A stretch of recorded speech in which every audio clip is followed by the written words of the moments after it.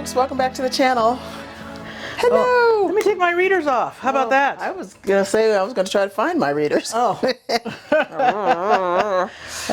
Well, welcome back to the channel, folks. We have not recorded a video in a minute because, well, we've had a few things going on here. We'll talk a little bit about. We're not in our normal location. We are not in our normal location. We are not in the RV. And we'll talk a little bit about that as we move through this. But today we're going to do a quick review of a Harvest Host. Yay. Yeah, we love our Harvest Host stops. We've really been enjoying those Harvest Hosts. And I think, I feel like there was something we learned. We did at this one. Okay. What did we learn? Yes, it's did down here at the okay. bottom. Yeah. Okay, good. Yeah, so we will talk about that at the end. So you want to stay tuned for what we learned. That's one of the main things that we love about the Harvest Host is every time we have a stop, we learn a little something new about the rig, about how to operate it, in a more of a dry camping kind of mode. So that's great. So today's Harvest Host is the Rowley Red Barn. Yes. And that is in a town called Santaquin, Utah. Now I have here, it's funny, it says just south of Payson, Utah. I guess you'd have to know where Payson I know, is. it's like, is that really relevant to help? Is that helpful? It could be. I don't know, it might be. Yeah. But it is off the 15. Right. Interstate 15. I mean, literally right off the 15. Right off the 15. Yeah, yeah. And you'll see in our footage coming in and our footage coming out, you'll have a chance to see, the whole deal with that. But it's really right off the highway. Nearby attractions to this one, we had downtown Santaquin. Yeah, downtown Santaquin. Yeah. And that was how far? Yeah. 2 miles, you think? If that. Yeah. It wasn't very far at all. Yeah. Yeah, that's about it, isn't there? Well, and the reason we bring this up is because, sometimes when you have a one-night stay, you want to go get food, you want to go get gas, you want to go get, maybe you need not service for your car, but whatever. We noticed You never know. There was a Ford dealership here, and we have a Ford, so we always notice that. Yeah, so those are the types of things we usually are noticing on a one-night stop. Can we get groceries? Yeah. If we need to pick up some stuff. Can we get dinner or food for at least the night? Right. And then can we get gas or fuel? Yeah. For both the generator and the truck if we need it. Yeah. Because I think I got fuel for both at this stop. Sure did. I got the truck filled up. Yeah. And we also put some fuel in the generator. Yeah. Yeah, and so this is why we mention, these nearby attractions, because even on a one-night stay, you might have to do a little bit of running around. And then, of course, there was the Red Barn, and the Red Barn was pretty spectacular. Yeah, that Red Barn was something else. Yeah, we did a little shopping in there, and I actually held off on, getting some stuff at the previous stop, just to not have to drag the weight around, and to get there, they had some great, They had some meats there. Meat selection. We bought some steaks there. We bought apples. They had a pretty nice produce cold freezer. Yeah. Similar to like what you'd see at Costco. Yes. A pretty big freezer that had apples, blueberries, strawberries, oranges. I mean, it had a pretty good selection of produce. Yeah. And then they just had all kinds of other like other donuts and ice cream and honeys popcorns and jams and honeys and sauces. Yeah. And I got this little jalapeno relish that I can't wait to try. So it's a bunch of good stuff like that. Yeah. Yeah. And really, really nice stuff. Now, anything you want to say about how we might have used RV Trip Wizard to get to this stuff? Yeah, so, as we've said in other videos, we use RV Trip Wizard for our route planning. And what I typically do when I know we need a one-night stop is, I'll use RV Trip Wizard to kind of figure out what that radius looks like, because we only like to drive about 3 hours, if we can, a day, or on a travel day. And then what I'll do is I'll figure out what town that might be that gets us in that drive time. And then I'll go look in the Harvest Host app, and I'll just put in the city name that I saw in RV Trip Wizard and see if there are any Harvest Hosts in that area. So if I can find something in the area that doesn't take us too far off of our route, because sometimes people say, well, the Harvest Hosts are not on our route, we don't get to use them, and they can be, but I do always try to go take a quick look in Harvest Hosts and see if there are any, and this would happen to be, literally, like I said, it's right off the 15, so it was, and it was at a point where we were ready to stop driving. Absolutely. Yeah. And one thing I'll say about access to this too is that, well, we've got a little point here for access. When you're heading north on the 15, if you look in the app, was it in the app where they gave you 2 options to get off the freeway that was a little confusing? Oh yeah. We had I think our maybe it was I our think Garmin. it was the we had a different, we've said this before in other videos too. We use a couple of different tools for our routing, and I think it was the truck router. We use truckrouter.com, which is a free web page that lets you really kind of do the same thing as you would do in your Garmin. Yep, right. Puts in Puts in your start, puts in your start, your destination, start point, destination, and then you can put in all your information about your size, your height, your weight, all that kind of stuff, because it's again meant for trucks or truckers. But yeah, that was telling us to get off at one point. It was confusing. And our RV Garmin was telling us, I think, to get off at a different point. It was like it was telling us to go past the Red Barn, get off downtown Santaquin, and come through town, which was crazy because that would have been exit 241 to get off at downtown. We just got off at 242 because we always trust but verify. Yeah, and it worked out fine. I don't know why it was telling us to keep going. It's weird. The only thing I can think of is when you do get off at the exit we got off, you do have to go under the freeway. Oh, but it was well enough. There was plenty of clearance for us. That really wasn't an issue. Yeah. Anyway, those types of things do come up, and they do. We'll go into Google and we'll look, which is what I did. I went into Google, I looked at that exit, and I saw that the overpass was clear. It was, I think it's even marked with the height of that overpass. So I could see that wasn't going to be a challenge. And I just followed the road actually to the Red Barn from the exit, and I saw there was no issue. Yeah. And we're also affiliates with RV Life and for RV Trip Wizard, so we'll put a discount code if you're interested in this. It truly is the way to plan your routing. If you're trying to find a way to get from point A to point B and you're driving in an RV, it really, really is so handy. We're going to do a video on that, on planning. We are going to do that video. We are going to do that video. Yeah, but for now, here's a discount code for you so that you can get a discount on this tool. So we stayed there on May 31st, and again, these are typically one-night stays. No hookups. There's generally no hookups at. Sometimes there are, right? So if there's a case of that, we might bring it up. But here, there were no hookups. This was the surface here. Yeah, this was a. It was a thing. It was a side parking space. So they have a parking lot, a paved parking lot for the vehicle traffic, just patrons that are coming in to go shopping. But for a harvest host, they have a very large side parking area, and it's a mixture of grass and gravel. It's kind of a gravel road that brings you in, and then there's space on either side of the gravel road for RVs to park. It almost looks like kind of like a little, like a racetrack type of, oval type of thing. But I'll tell you, it's probably one of the most uneven surfaces. Yes, it is one of the most uneven that surfaces we've ever been on. I think we've ever been on. And we've been on, we've been in other places where it's dirt, because what was it? New Basin was a dirt lot. Sandstone Distillery was a dirt lot. We've been in dirt lots, but this was a mess. And I think even people had said it in the app, in Harvest Host. They said it was uneven, but until you're really there, you don't really understand how uneven it is. And it is very uneven. And we even tried to find a spot, because we pulled in and then we came around the circle because we kind of wanted to be facing out to leave, and we thought we were finding what was the most level. As level as we could find. But it really wasn't. Yeah. And that will actually point to what we learned about our RV, and we'll get to that one in a minute. But there's also a couple of photos here I'll put in of some of the other people that came in after us, some of the struggles that they had to level too. And if you know anything about leveling blocks, you'll be able to tell that this person was really working hard to get that RV leveled. Yeah. So access, road issues, anything you want to say about that?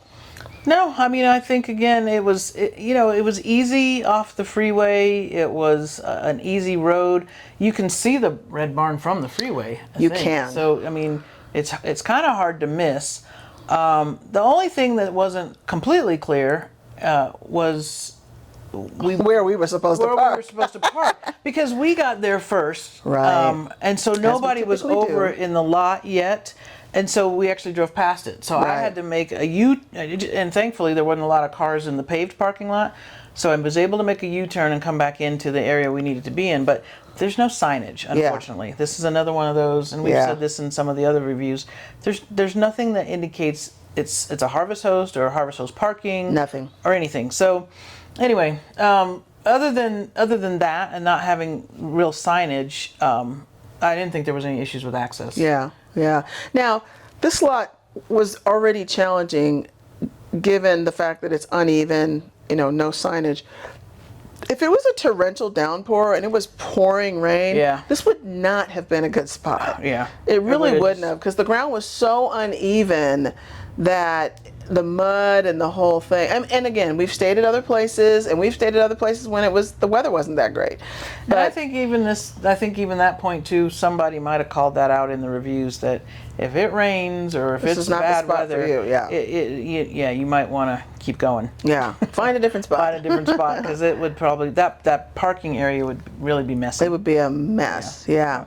Now the next thing is lot spacing, and this this circular thing actually had a pretty good amount. Now you said they had up to how many rigs they would take? The Harvest Host app says they'll take up to 15. That's a lot. Yeah. I don't know about that. There were a couple of points, and I think I have a photo, I'll put it up here, where there was at least 6 rigs there. And these were good size rigs. These weren't like a bunch couple of little Class Bs. Yeah. There was another Grand Design. There was a Solitude. Yeah. There was even a Momentum. Momentum. There was yeah. another, not the triple axle, but a double axle Yeah. Momentum. So Yeah. there was, and then there was some smaller ones. Some smaller, yeah. Class C's, Class B's type Yeah. of thing, vans. So Yeah. so there were a number of RVs up in there over this one night that we stayed Just there. the one night, yeah. It was kind of a lot, and and people were far enough from each other that you didn't feel like people were like right up to your bumper. So I thought so. Yeah. yeah, Yeah, I think we had plenty of space. I didn't feel any concern about being close together because it really is, like you said, it's just kind of a horseshoe or racetrack. Mm-hmm. So everybody's parked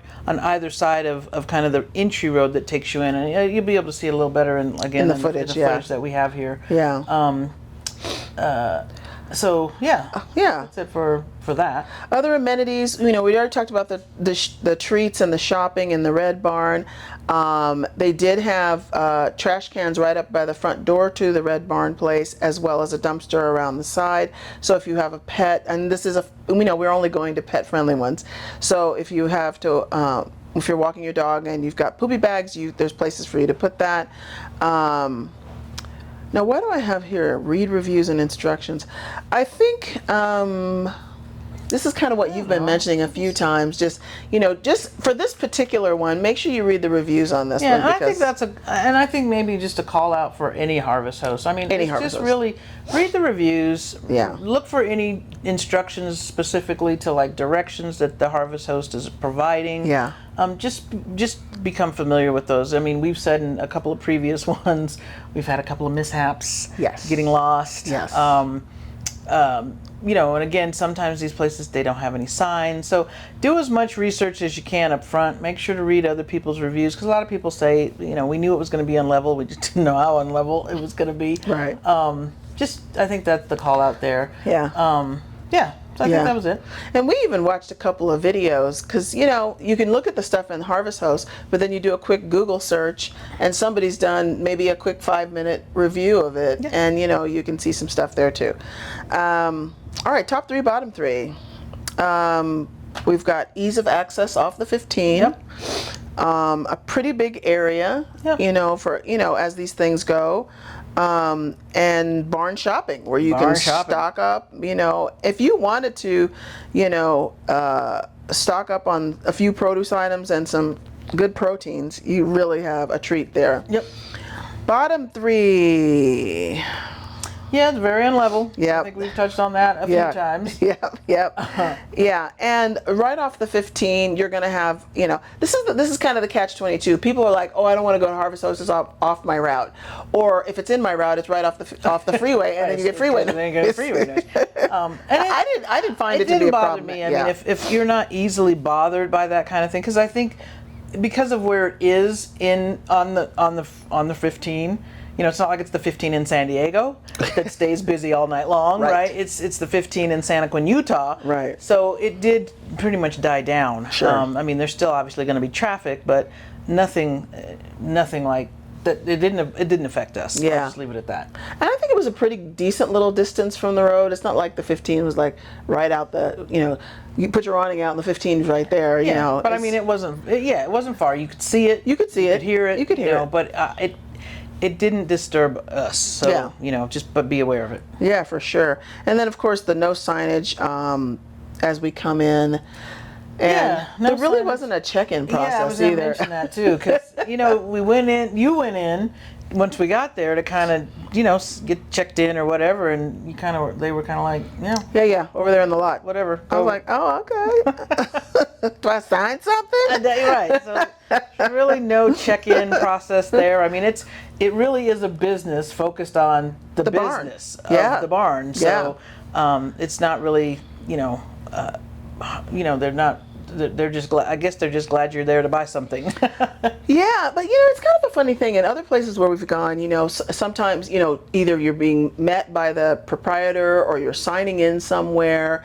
There's some sort of set of not rules, but here's a few guidelines for having an enjoyable stay. This was none of that. Yeah. So it was just, I don't know, it was a little surprising that they didn't have any real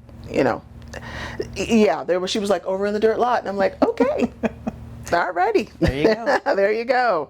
All right. Would you say this is a thumbs up now one other point to make before we get into the thumbs up or thumbs down and then talk about what we learned is we did this on a weekday travel, which is unusual for us. We don't typically travel during the week. Right. And we still found that this was a very active location. That red barn in the middle of the week. Yeah. All kinds of people coming through there. Because I think people are coming through to do just exactly that, buy their produce, buy their meats, because I think the quality of the products there are good. Because we like blew through the strawberries and the blueberries in like 2 days or something. Yeah. So yeah. All right. So sideways thumbs up or thumbs down on the Rowley Red Barn. I'm gonna give it a thumbs up.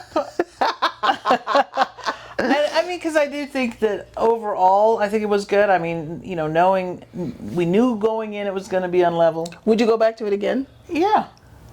Yeah, I don't know if I'd go back to it again. Oh. I thought that level lot was that uneven lot was pretty crazy. Now we did learn something, which we'll talk about next. But yeah, I don't know about that. I mean, if it's on it was right off the 15. It is right off the 15. I would go back because it was conveniently located, but because I have sideways thumb here. Oh. Poof! Because of the uneven sign or the lack of signage and the uneven. But yeah, all right. Well, we'll give it a thumbs up. Now, here's what we learned. Yes. So, because this spot is so uneven, when we hit auto level, the RV was like, "You want me to do what?" Yeah, it kind of did. And all the front jacks got all the way extended. And overextended. and then it threw an error. And then it threw a fault. Yeah, it threw an error. And it was like, okay. We're like, this has never happened before. We're done. Yeah, the rig was like, we're done here. Yeah, we're done here. And so here's what's a great thing about us having weekday travel. We actually had to call Grand Design. We got our guy Kyle on the phone, and we're like, Kyle, the jacks are overextended. The flashing panel is in an error state. And so he's like, oh, you can just go ahead and hit retract all. We're like, I'm sorry, we are off the truck. We are not getting ready to hit. I mean, at this point, when you're auto leveling, you've already pulled the truck off. Yes. If you're at that point, you should probably have your truck off. And so we did. Yeah. And he's like, yeah, just hit retract all. We're like, what? Yeah, we're not. Retract all means there's no all the jacks come up. There's no truck to catch the rig. There's no truck for the, right. And all it is the wheels and the chocks. And we're talking about the cap not having anything to support it. So we're like, that's not a good idea. Sound right. Yeah. Now he's like, no, it'll be fine. And then he says, well, another thing you can do to clear that error is you can go into the battery disconnect. Yeah, the battery disconnect and just turn it off, turn it back on. Turn it back on. It resets, resets the systems. which is what we did. Thank you, Kyle. We like that one much better. That's what we did. So then we hooked the truck back up. Yes. And we have the orange blocks. We don't have the I forget the buckets. We don't have those, but we have two. We have several stacks of the orange blocks, which in this case we could have used another set because it was really that unlevel. But we still managed to get level. Yep, with our few little blocks. With the Yes. blocks that we have. Yeah. So that we could spend the night there. So Yeah. anyway, that's what we learned this time. And that was a big deal. That was a big deal because for him to just say retract all and then have the nose take a dive into the ground, we're like, yeah, I don't love that. So. And that whole battery disconnect thing was just really a game changer. So I don't know. I think overall, Rowley Red Barn is, definitely check the reviews, check the stops. Santaquin, Utah. Let us know. Let us know. You've been to this harvest host. What'd you think? Yeah. Were you able to get your rig level? Did you use? I'm telling you, this guy. How many sets of those orange blocks do we have? We have 2 sets. He had to have like 4 sets, yeah. and I mean he had so many blocks had a lot underneath of that blocks thing. It was underneath there. crazy. But yeah, let us know if you've been there. Yeah. What's your experience with either this particular harvest host or any harvest host that you've gone to? Yeah. We're always looking for nice, fun, cool, interesting, harvest hosts That are big rig friendly. Yes. Yes. So we're always looking for the ones that say they will take 45 plus on the website. Yeah. Or the app. Yeah. And I think that's it. I think that's it. Yeah, I think that's it. Yeah, I'm still feeling like I would give this a sideways thumb, but you don't have to give it a sideways thumb. So we have a split decision here. We have a split decision on this one. But definitely something to check out. And Thanks for being here. Always. Thank you for being here. Thank you for being here. Yeah, and we appreciate you being here. And I think that's it. Give us a thumbs up if there's anything you learned in this or anything that you found interesting. Sure to like, subscribe, share, and we will see you at the next stop. Bye-bye.